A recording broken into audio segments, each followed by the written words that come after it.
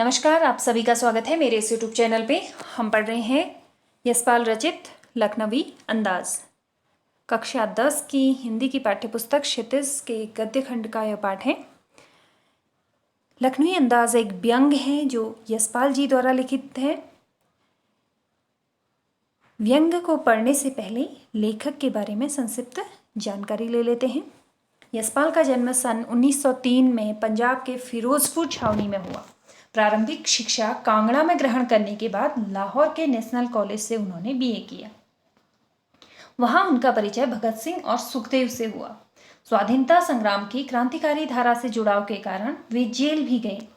उनकी मृत्यु सन 1976 में हुई थी। यशपाल की रचनाओं में आम आदमी के सरोकारों की उपस्थिति है। वे यथार्थवादी शैली के विशिष्ट रचनाकार हैं।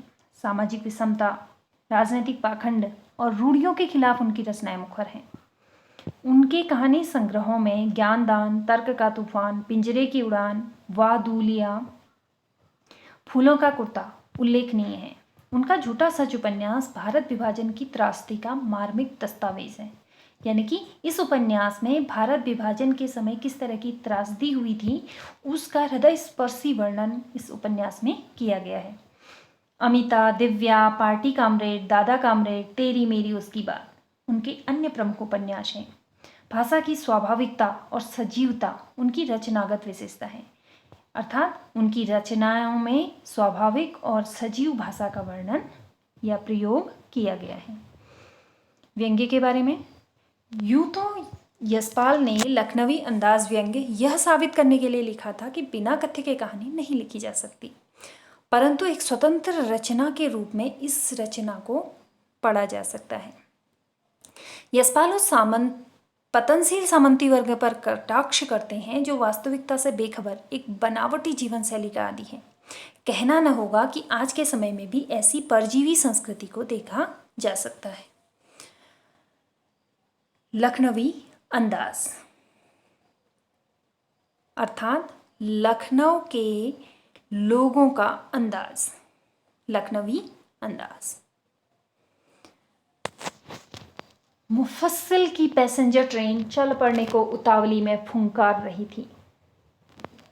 तात्पर्य है कि ट्रेन चलने के लिए तैयार थी, सीटी बज रही थी, इंजन शुरू हो चुका था। आराम से सेकंड क्लास में जाने के लिए अधिक दाम लगते हैं, अर्थात सेकंड क्लास की जो टिकट होती है वो अधिक महंगी होती है। दूर तो जाना नहीं था, भीड़ से बचकर एकांत में नई कहानी के संबंध में सोच सकने और खिड़की से एक प्राकृतिक दृश्य देख सकने के लिए सेकंड क्लास का ही ले लिया। मतलब वो चाहते थे तो जनरल बोगी में भी सफ़र कर सकते थे, लेकिन वे चाहते थे कि वो प्राकृतिक दृश्य को देखते हुए नई कहानी के बारे में सोचें, जिसके लिए उन्हें एकांत की आवश्यकता थी और उन्होंने सेकंड क्लास का टिकट ही ले लिया। गाड़ी छूट रही थी। सेकंड क्लास के एक डिब्बे को खाली समझकर जरा दौड़कर उसमें चढ़ गए। अनुमान के प्रतिकूल डब्बा निर्जन नहीं था, अर्थात उन्होंने अनुमान लगाया था कि सेकंड क्लास का जो डिब्बा है वह खाली होगा, लेकिन वहाँ पर कोई व्यक्ति थे। एक बर्थ पर लखनऊ की नवाबी नस्ल के एक सफ़ेद पोश सज्जन बहुत सुविधा से पालथी मारे बैठे थे। यानी कि बर्थ का मतलब होता है एक सीट पर लखनऊ की नवाबी नस्ल के, यानी कि दिखने में वो क्या लग रहे थे, लखनऊ के नवाब लग रहे थे। सफ़ेद पोश सज्जन यानी कि सफ़ेद कपड़े पहने हुए एक सज्जन बहुत सुविधा से पालथी मारकर बैठे हुए थे। सामने 2 ताजे चिकने खीरे तौलिए पर रखे थे। डिब्बे में हमारा सहसा कूद जाने से सज्जन की आंखों में एकांत चिंतन में विघ्न का असंतोष दिखाई दिया। सोचा, हो सकता है यह भी कहानी के लिए सूझ की चिंता में हूँ या खीरे जैसी अपदार्थ वस्तु का शौक रखते देखे जाने के संकोच में। अर्थात जैसे ही जो लेखक थे वह डिब्बे में चढ़े तो उस डिब्बे में पहले से बैठे हुए वो नवाबी जो सज्जन थे, नवाब थे, उनको कुछ असहज सा महसूस हुआ। तो लेखक कहते हैं कि उन्होंने ऐसा महसूस किया कि शायद वह भी किसी कहानी की सूझ की चिंता में बैठे होंगे, या तो फिर उन्हें ऐसा लगा होगा कि उनको खीरे जैसी आसानी से उपलब्ध हो जाने वाली चीज़ को खाते हुए देखना उन्हें अच्छा ना लगा हो और वे संकोच कर रहे हों। नवाब साहब ने संगति के लिए उत्साह नहीं दिखाया। अर्थात जैसे नवाब साहब ने नए व्यक्ति को चढ़ते हुए देखा तो उनके जो भाव थे उसमें कोई भी परिवर्तन नहीं हुआ। हमने भी उनके सामने की बर्थ पर बैठकर आत्मसम्मान में आंखें चुरा ली। यानी कि जब नवाब साहब ने किसी भी तरह का भाव अपने चेहरे पर नहीं लाया तो लेखक कहते हैं कि उन्होंने भी उनकी ओर किसी भी तरह पहचान का कोई हाथ नहीं बढ़ाया। खाली बैठे कल्पना करते रहने की पुरानी आदत है। जैसा कि हमें पता है कि वे लेखक हैं, तो लेखक की आदत क्या होती है? कल्पना करने की, नई कहानियाँ या किसी भी चीज़ के बारे में सोचने और लिखने की आदत होती है। तो कहते हैं कि खाली बैठे कल्पना करने की उनकी पुरानी आदत है। नवाब साहब की असुविधा और संकोच के कारण का अनुमान लगाने लग गए। तो वैसे तो लेखक उस सेकंड क्लास की बोगी में इसलिए बैठे हुए थे ताकि वो नई कहानी के बारे में सोच सकें, लेकिन अब जैसे ही उन्होंने नवाब साहब को देखा तो उनकी असुविधा और संकोच का अनुमान लगाना उन्होंने शुरू कर दिया। तो देखिए उन्होंने क्या क्या सोचा। संभव है नवाब साहब ने बिल्कुल अकेले यात्रा कर सकने के अनुमान में किफ़ायत के विचार से सेकंड क्लास का टिकट खरीद लिया हो और अब गवारा न हो कि शहर का कोई सफ़ेद पोश उन्हें मंजिले दर्जे में सफ़र करता देखे।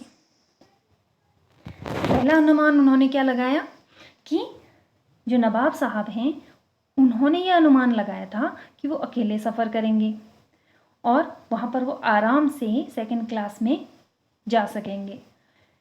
लेकिन उन्होंने यह नहीं सोचा था कि कोई दूसरा सफ़ेद पोश उन्हें सेकंड क्लास यानी कि मंजिले दर्जे में सफ़र करता देखे, क्योंकि जो नवाब लोग होते हैं वह दिखावे की संस्कृति में विश्वास करते हैं। वो अपने आप को बहुत ज़्यादा तड़क भड़क ज़िंदगी वो अपनी दिखाना चाहते हैं। तो इस तरह से उनको ऐसा लगा कि अन्य कोई व्यक्ति उन्हें मंजिले दर्जे में सफ़र करता देखेगा तो उनका उपहास हो जाएगा। अकेले सफ़र का वक्त काटने के लिए ही खीरे खरीदे होंगे और अब किसी सफ़ेद पोश के सामने खीरा कैसे खाएं। तो इस तरह की उलझन शायद उनके दिमाग में आ रही होगी, इसीलिए उनके दिमाग में या चेहरे पर संकोच या असमंजस के भाव आ रहे हैं। हम कनखियों से नवाब साहब की ओर देख रहे थे। नवाब साहब कुछ देर गाड़ी की खिड़की से बाहर देखकर स्थिति पर गौर करते रहे। ओह, नवाब साहब ने सहसा हमें संबोधन किया। आदाब अर्ज जनाब, खीरे का शौक फरमाएंगे। तो पहले तो नवाब साहब ने किसी भी तरह का भाव व्यक्त नहीं किया, लेकिन अचानक से खिड़की से बाहर देखने के बाद फिर उन्होंने उनसे बात करना शुरू किया। नवाब साहब का सहसा भाव परिवर्तन अच्छा नहीं लगा। भाप लिया, आप शराफत का गुमान बनाए रखने के लिए हमें भी मामूली लोगों की हरकत में लथेड़ लेना चाहते हैं। जवाब दिया, शुक्रिया, किबला शौक फरमाएं, यानी कि आप खाएं। नवाब साहब ने फिर एक पल खिड़की से बाहर देखा, गौर किया और दृढ़ निश्चय से खीरों के नीचे रखा तौलिया झाड़कर सामने बिछा लिया। सीट के नीचे से लोटा उठाकर दोनों खीरों को खिड़की से बाहर धोया और तौलिए से पोंछ लिया। जेब से चाकू निकाला, दोनों खीरों के सिरे काटे और उन्हें गोंदकर झाग निकाला। फिर खीरों को बहुत एहतियात से छीलकर फांकों को करीने से तौलिए पर सजाते गए। लखनऊ स्टेशन पर खीरा बेचने वाले खीरे के इस्तेमाल का तरीका जानते हैं। ग्राहक के लिए जीरा मिला नमक और पीसी हुई लाल मिर्च की पुड़िया भी हाजिर कर देते हैं। यानी कि नमक के साथ में मिर्च, जीरे वाली और मिर्च वाली पुड़िया पेश की जाती हैं। नवाब साहब ने बहुत करीने से खीरे के फांकों पर जीरा मिला नमक और लाल मिर्च की सुर्खी बुरक दी अर्थात छिड़क ली।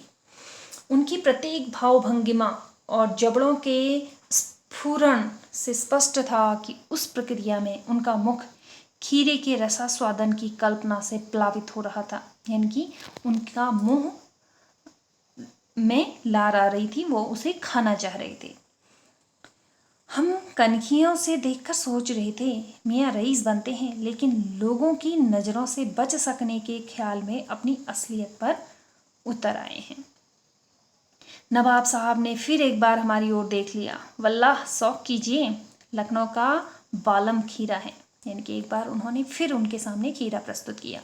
नमक मिर्च छिड़क दिए जाने के से ताजे खीरे की पनियाती फांकें देखकर पानी मुंह में जरूर आ रहा था, लेकिन इनकार कर चुके थे। यानी कि पहली बार वो मना कर चुके थे। आत्मसम्मान निभाना ही उचित समझा। यानी कि वो खाना तो चाह रहे थे, लेकिन एक बार मना कर चुके थे, तो अब वह दोबारा हाँ करना अपने आत्मसम्मान के खिलाफ समझ रहे थे। उत्तर दिया, शुक्रिया, इस वक्त तलब महसूस नहीं हो रही है, मैदा भी जरा कमज़ोर है, किबला शौक फरमाए। यानी कि उन्होंने फिर से मना कर दिया और कहा कि आप खाइए।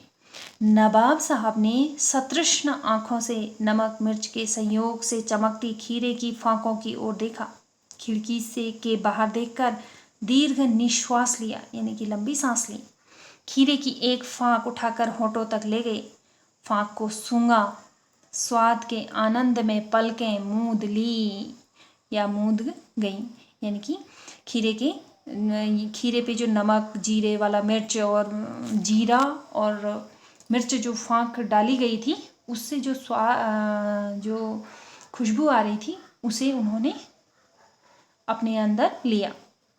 मुंह में भरा आए पानी का घूंट गले से उतर गया और मुंह में जो उससे पानी उनके निकल रहा था, वह उन्होंने अपने गले से नीचे उतार लिया। तब नवाब साहब ने फांक को खिड़की से बाहर छोड़ दिया। नवाब साहब खीरे की फांकों को नाक के पास ले जाकर वासना से रसास्वादन कर खिड़की के बाहर फेंकते गए। नवाब साहब ने खीरे की सब फांकों को खिड़की से बाहर फेंक कर तौलिए से हाथ और होंठ पोंछ लिए और गर्व से गुलाबी आंखों से हमारी ओर देख लिया, मानो कह रहे हों, यह है खानदानी रईसों का तरीका। अर्थात अपनी रईसी दिखाने के लिए उन्होंने उस खीरे को, जिसे वह खाना चाहते थे किंतु किसी अन्य व्यक्ति के उस डिब्बे में चढ़ने के कारण असहज महसूस कर रहे थे, उन्होंने उस व्यक्ति से खाने का आग्रह किया, किंतु जब उस व्यक्ति ने उसको खाने से इनकार कर दिया, तो स्वयं भी उन्होंने अपने मुंह में आए हुए लार को अपने भीतर समेटते हुए उस खीरे को खाए बिना केवल उसके स्वाद को महसूस करते हुए बाहर फेंक दिया।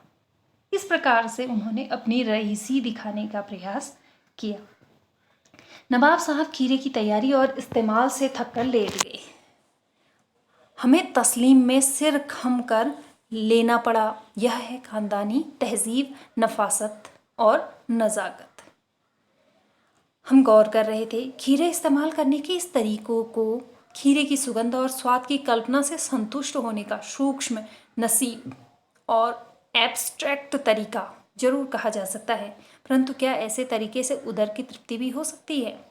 यानी कि उन्होंने केवल सुगंध और स्वाद की कल्पना की और उसी से संतुष्ट होना बेहतर समझा, तो इससे उनके मन को स्वाद की संतुष्टि तो हो गई, लेकिन लेखक कहते हैं इससे उनके उदर अर्थात उनके पेट तृप्त नहीं हुआ, यानी कि पेट तक वो चीज़ें नहीं पहुंच पाई। नवाब साहब की ओर से भरे पेट के ऊंचे डकार का शब्द सुनाई दिया और नवाब साहब ने हमारी ओर देखकर कह दिया, खीरा लजीज होता है, लेकिन होता है शकील, नामुराद मैदे पर बोझ डाल देता है। ज्ञान चक्षु खुल गई, पहचाना, ये है नई कहानी के लेखक। खीरे की सुगंध और स्वाद की कल्पना से पेट भर जाने का डकार आ सकता है, तो बिना विचार, घटना और पात्रों के लेखक की इच्छा मात्र से नई कहानी क्यों नहीं बन सकती। आशा है आप लोगों को पाठ समझ में आया होगा। धन्यवाद।